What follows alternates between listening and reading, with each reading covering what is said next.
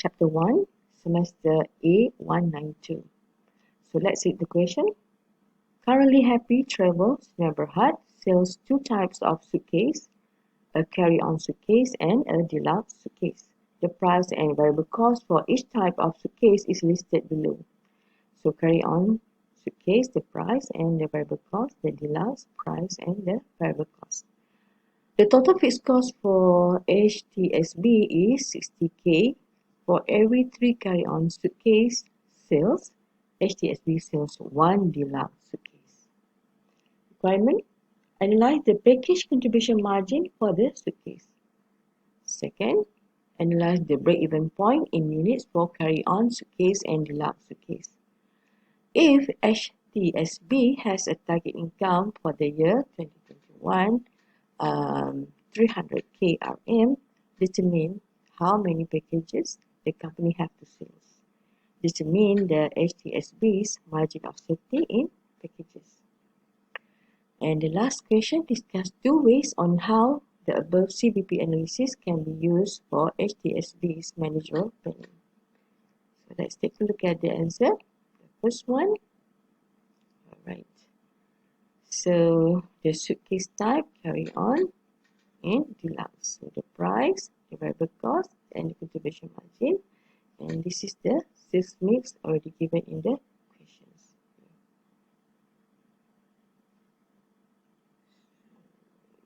Yeah, okay. For every 3 carry-on suitcase sales, HTSB sells 1 deluxe suitcase. Right, so get the package contribution margin. So the second question, analyze the break-even point in units for carry-on suitcase and deluxe suitcase. So break-even point, okay, 60K over 600, 100 packages. So the break-even point in units for carry-on suitcase is times 3, and for deluxe suitcase times 1. For C, if HTSB has a target income for the coming year of 300K, first determine how many packages the company have to sell.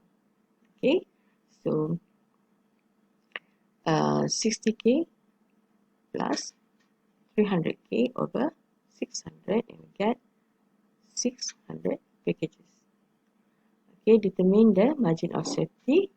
The company's margin of safety is 600 packages for 300K RM target income minus with 100 packages at break-even. So we get 500 packages. So discuss two ways on how the above CBP analysis can be used for the HTSB's managerial planning. So it can determine the break-even point in units, determine how many packages will the company have to sell. So you have to explain this. And if you get any other answer, it will be acceptable. Okay. For 201 question, so let's read. Sahabat bersaudara, prepare the following budget information for year 2022. Okay, so we get the sales, variable expenses, the contribution margin, fixed expenses, and the net income for product A, B, C. Okay, the budget assume the sales 20,000 unit of product A, 100,000 units for product B, 80,000 units for product C. So calculate the company's break-even point given the sales mix above. Okay, calculate the total net operating income if 300,000 units are sold with assumptions that budgeted sales mix is maintained. Discuss two ways how CBP analysis can assist companies to sustain their businesses during pandemic. So we get the company break-even point in RM at the given sales mix above. So for the sales, this is for product A, product B, and product C.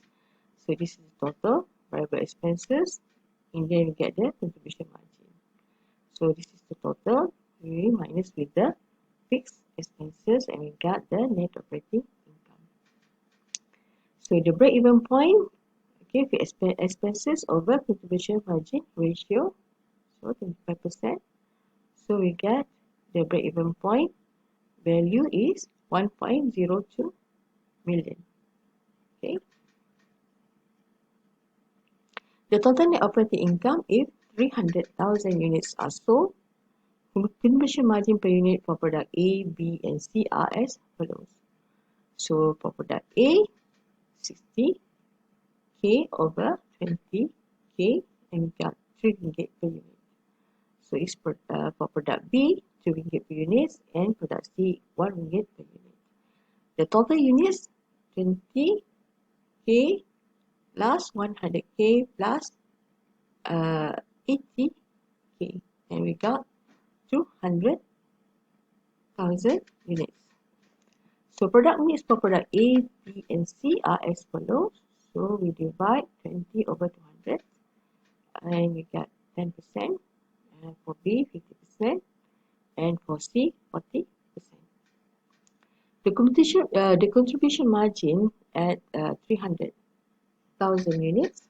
Product A 10% times 300,000 units times 3. So we got 90k.